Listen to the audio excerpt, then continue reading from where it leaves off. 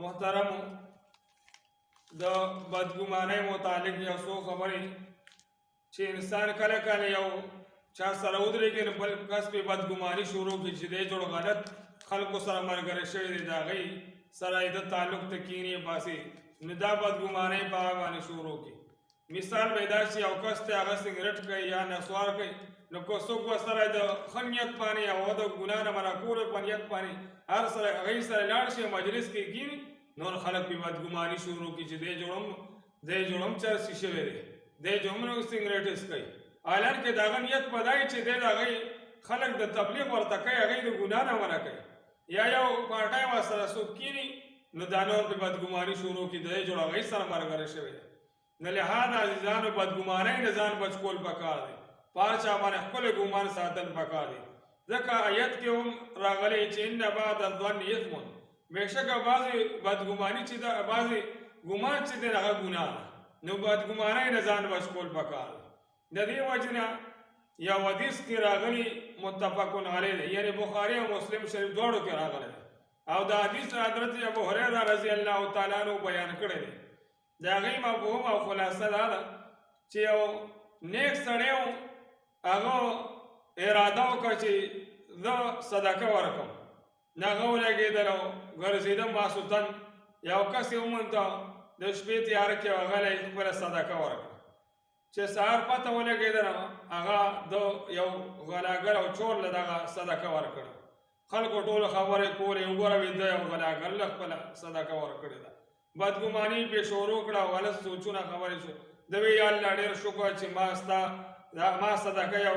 غلطه میلاو شو د ما صدقه بله بیا ماسخوتن د الله نسوال یا الله د صدقه ورکوم نو ولګېدلې یو بدکاره ښځه زناکاره وه هغې ته خپله صدقه ورکړه نو چې سهار شه چې ویې کتل خلکو هم خبرې بیا شروع کړه چې وګوره ته خپله صدقه ورکړه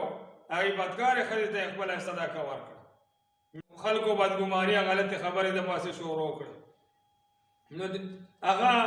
د وی یا الله ستا شکر دی چې ما صدقه ورکړه یو داسې ښځې ته چې هغه غلط کارونه کوي چې دا منع شي دی نه او بیا درېیمه شپه باندې بیا صدقه ورکولو غوښتل الله نه سوال وکړو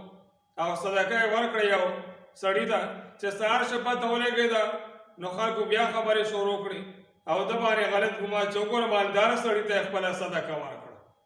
نو خلکو به یو شان ګمان ساته د ده دننه نیت او ګمان بل شان دی په هغې کې چې دی کله اوده شو نو ده ته خوب کې وویلی شي چې تا ولې داسې خلکو ته صدقه ورکوله